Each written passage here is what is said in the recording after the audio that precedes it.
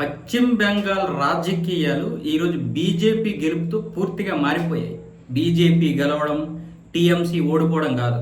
టీఎంసీకి ప్రతిపక్ష హోదా కూడా లేకుండా, అంటే టీఎంసీకి ప్రతిపక్ష హోదా ఉంది కానీ అక్కడ మమతకి రెక్కలు విరిచేశారు. మమతకి కాళ్ళు చేతులు విరిచేసి కూర్చోబెట్టేశారు. ఎంత తెలివిగా ఈరోజు టీఎంసీని విడగొట్టారో చూడండి. రితభ్రత బెనర్జీ ఏమంటున్నాడు అంటే, మా నాయకురాలు మా బాసు మమతా బేగమే, అంటే ఆయన మమతా బెనర్జీ అంటాడు. మా బాసు మమతా బెనర్జీ, మేము నడిపిస్తాం, పార్టీని అందరము కలిసి నడిపిస్తాం అంటున్నాడు. అంత అమాయకురాల మమతా బెనర్జీ? అమాయకురాలు అయితే కాదు కదా.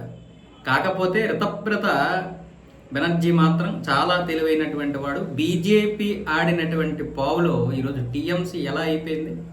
కకావికలం అయిపోయింది. 2021లో వాళ్ళు గెలుపు కోసం ప్రయత్నాలు చేశారు కానీ 2026లో టీఎంసీని ఓడగొట్టడం కాదు, ప్రజల్ని గెలిపించాలి. ప్రజల్ని గెలిపించాలంటే టీఎంసీని ముక్కలు చేయడం కాదు, ముక్కలు చేసేసి నాశనం చేసి భూస్థాపితం చేయాలి.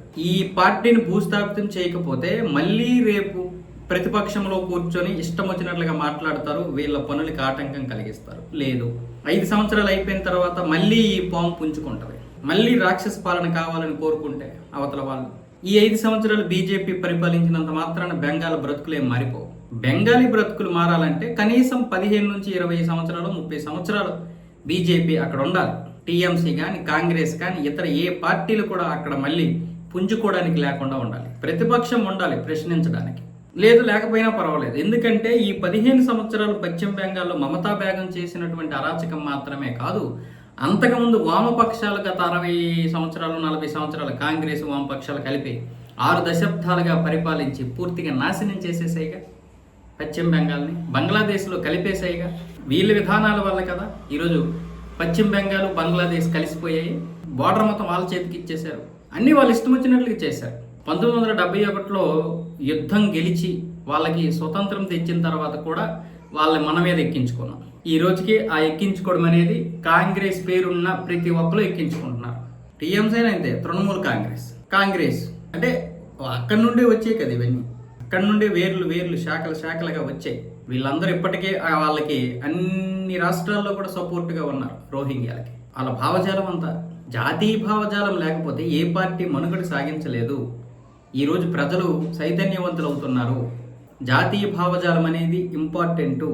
జనాలకి అవగాహన వచ్చిన తర్వాత ఇప్పుడు ఏవో ఒక తెలుగుదేశం లాంటి సెక్యులర్ పార్టీలు మనుగడ సాగించవచ్చు కానీ పూర్తిగా మైనార్టీల కోసం, అంటే హిందూ వ్యతిరేకంగా మైనార్టీల కోసం పాటుపడడం తప్పేం కాదు. నిజానికి ఈ మైనార్టీల కోసం పాటుపడినటువంటి ఏ పార్టీ అయినా సరే పేదరికాన్ని నిర్మూలించగలిగిందా? పేదల కోసం మేము ఉన్నామంటే పేదల కోసం జీవితాంతం ఉండడం కాదు, పేదల దగ్గర ఉన్నటువంటి పేదరికాన్ని రూపుమాపగలగాలి. ఎందుకు రూపుమాపలేదు? ఓటు బ్యాంక్ రాజకీయాలు. పేదరిక నిర్మూలన అంటున్నారు, ఎక్కడ నిర్మూలించారు? 70-80 సంవత్సరాలుగా పరిపాలిస్తున్నటువంటి రాజకీయ పార్టీలు ఏవైనా సరే, ప్రాంతీయ పార్టీలైనా జాతీయ పార్టీలైనా పేదరికాన్ని నిర్మించాలి, పేదలను కాదు.